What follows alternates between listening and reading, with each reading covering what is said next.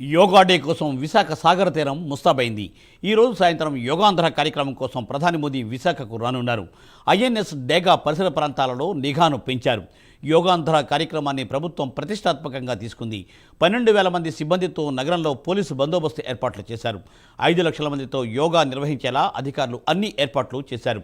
విశాఖ వేదికగా యోగాంధ్రలో Guinness record నెలకొల్పేందుకు ప్రభుత్వం ప్రయత్నాలు చేస్తోంది.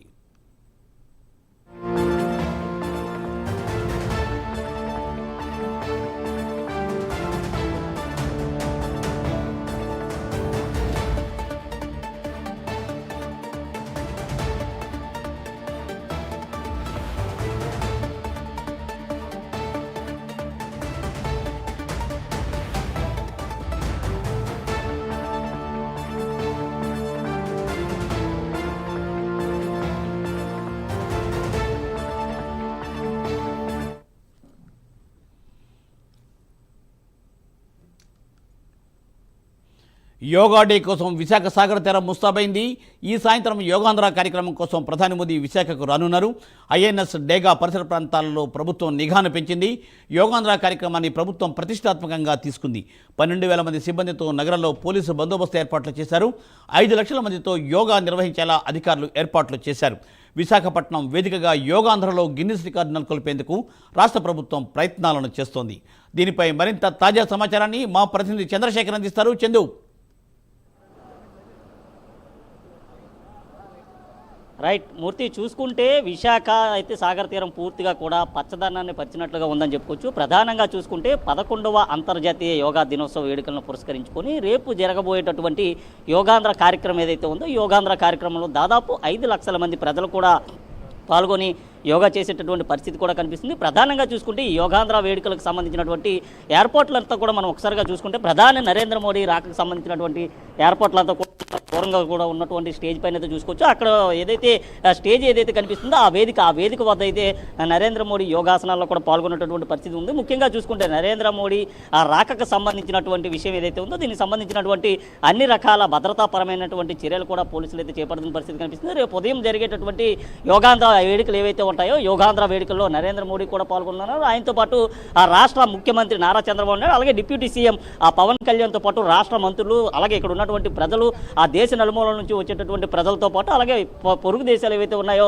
అక్కడ నుంచి కూడా పెద్ద ఎత్తున కూడా వచ్చేటటువంటి అవకాశం ఉంది. ఈ నేపథ్యంలో ఏదైతే యోగా డే వేడుకలు ఏవైతే ఉన్నాయో యోగా డే వేడుకలకు సంబంధించినటువంటి ఏర్పాట్లన్నీ కూడా చకచకా కొనసాగుతున్న పరిస్థితి కనిపిస్తుంది. ముఖ్యంగా చూసుకుంటే ఏదైతే ఇక్కడ ఉన్నటువంటి C1 ఈ బ్లాక్ నుంచి అయితే పూర్తిగా కూడా ఎక్కడి నుంచి మాత్రమే మీడియాను కూడా ఎక్కడి వరకే అనుమతించేటటువంటి అవకాశం ఉందని చెప్పుకోవచ్చు. ముఖ్యంగా చూసుకుంటే అక్కడ జరిగేటటువంటి వేడుకలు ఏవైతే ఉంటాయో వేడుకలకు సంబంధించినటువంటి ఏర్పాట్లు కానీ అలాగే రేపు జరిగేటటువంటి యోగా ఏదైతే ఉందో యోగాకు సంబంధించి నరేంద్ర మోడీ చేస్తున్నటువంటి యోగా ఏదైతే ఉందో దానికి సంబంధించినటువంటి LED స్క్రీన్స్ కూడా పూర్తిగా కూడా ఏర్పాటు చేసిన పరిస్థితి కనిపిస్తుందని చెప్పుకోవచ్చు. మరోవైపు చూసుకుంటే ఇటు సాగర తీరానికి సంబంధించినటువంటి ఏదైతే 2 ప్రాంతాలు ఉన్నాయో, ఒకటి ఆ సాగర తీరానికి బయట ఉన్నటువంటి ప్రాంతం, అలాగే సాగర తీరంలో ఉన్నటువంటి నేవీ షిప్స్, అలాగే కోస్ట్ గార్డ్కి సంబంధించిన షిప్స్ పైన కూడా రేపు నేవికా దళానికి సంబంధించినటువంటి అధికారులు కూడా యోగా వేడుకలు అయితే నిర్వహించనున్నారు. అలాగే యోగాకు సంబంధించి రేపు ఉదయం ప్రారంభమయ్యేటటువంటి యోగాంధ్ర వేడుకలు ఏవైతే ఉంటాయి యోగాంధ్ర వేడుకలకు సంబంధించి దాదాపు దేశ నలుమూలల నుంచి కూడా ప్రజలు వస్తున్నారు. అలాగే ఇక్కడ చూసుకుంటే ఉత్తరాంధ్రకు సంబంధించినటువంటి నలుమూలల నుంచి కూడా రేపు ఉదయం 4 గంటలకి ప్రజలంతా కూడా హాజరయ్యేటటువంటి అవకాశం ఉంది. ముఖ్యంగా చూసుకుంటే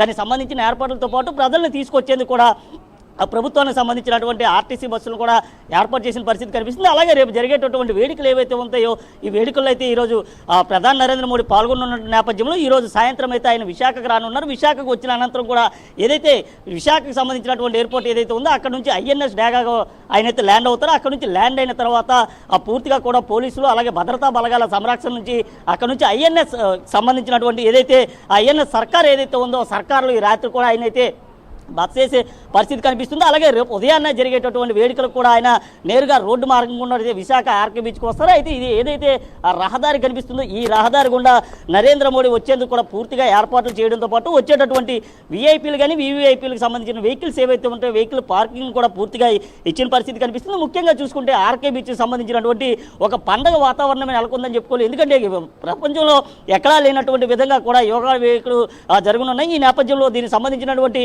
పూర్తి ఏర్పాట్లు కూడా పరిశీలిస్తున్న పరిస్థితి కనిపిస్తుంది. ముఖ్యంగా చూసుకుంటే దాదాపు 12,000 మంది పోలీస్ సిబ్బందితో పాటు ఇతర డిపార్ట్మెంట్లకు సంబంధించిన వారంతా కూడా పూర్తిగా కూడా ఇప్పటికే ఏర్పాట్లో తలామునకలైనటువంటి పరిస్థితి మనం ఏదైతే ప్రధాని నరేంద్ర మోడీ పాల్గొనేటటువంటి సభా వేదిక ఏదైతే ఉందో సభా వేదిక వద్ద కూడా గట్టిగా భద్రత కూడా ఏర్పాటు చేసిన పరిస్థితి కనిపిస్తుంది. ముఖ్యంగా చూసుకుంటే ఏదైతే నరేంద్ర మోడీ రాకకి సంబంధించి కూడా ఇప్పటికే 2 సార్లు అయితే విశాఖ వచ్చినటువంటి మోడీ మరలా కూడా విశాఖ అయితే రానున్నారు. ఈ నేపథ్యంలో ఒక పండగ వాతావరణం నెలకొందని చెప్పుకొని దీనికి సంబంధించినటువంటి ఏర్పాట్లు చేయడంతో పాటు భద్రతాపరమైనటువంటి ఏర్పాట్ల విషయంలో కానీ లేదా ఇతర త్రాగునీరు కానీ డ్రింకింగ్కి సంబంధించినటువంటి విషయాలు కానీ అలాగే వారికి ఇచ్చేటటువంటి ఆహారం ఏదైతే ఉందో ఆహార విషయంలో కూడా పూర్తిగా కూడా భద్రతాపరమైన చర్యలు అయితే తీసుకుంటున్న పరిస్థితి కనిపిస్తుంది. Murthy, thank you Chandu, thanks for update.